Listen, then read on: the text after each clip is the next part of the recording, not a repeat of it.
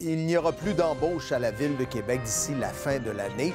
C'est la façon qu'a trouvé l'administration Marchand pour minimiser ses dépenses, pour respecter l'équilibre budgétaire. De toute façon, les villes sont obligées par la loi de le faire. Alors, Olivier, il y a eu des dépenses imprévues au cours des derniers mois et pour l'instant, les finances de la Ville sont déficitaires.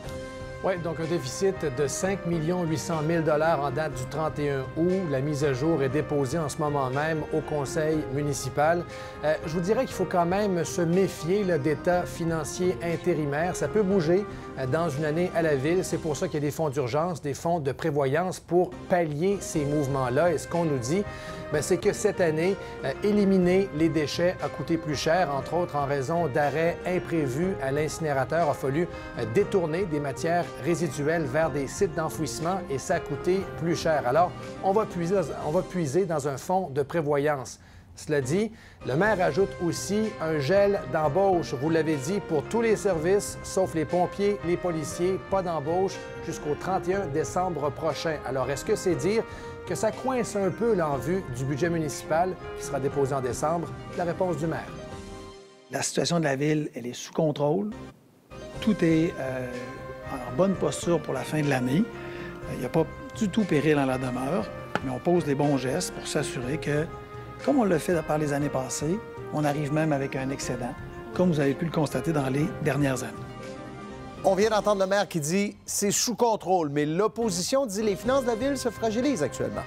Oui, en tout cas, on sait que de façon générale, c'est difficile pour les villes du Québec au sortir de la pandémie. En fait, on va le voir dans un instant, c'est difficile pour le Québec et c'est pas facile non plus à Québec.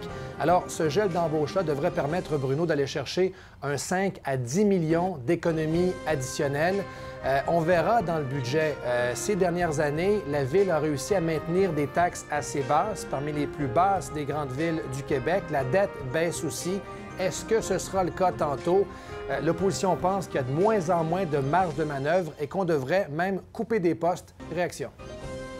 N'empêche que c'est inquiétant, n'empêche que ça montre une importante vulnérabilité des finances de la Ville. D'autant plus que quand on regarde ce qui sauve la Ville, c'est beaucoup les revenus qu'on fait avec nos placements parce que les taux d'intérêt sont hauts. Les taux d'intérêt, ils sont en baisse présentement. Écoutez, moi, c'est de la poudre aux yeux. Moi, là, est-ce qu'on va vraiment geler les embauches? Est-ce qu'on va passer les entrevues?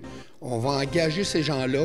Puis on va dire, écoutez, là, en ce moment, vous allez être temps partiel, mais vous allez devenir à temps plein en 2025. Alors voilà, on est à la mi-octobre, Bruno. Le budget d'ordinaire, c'est au début décembre. On suit dans les prochaines semaines aussi les conventions collectives. Tout n'est pas encore réglé. Pompiers, policiers, ça, c'est à venir. Merci, Olivier. Au revoir.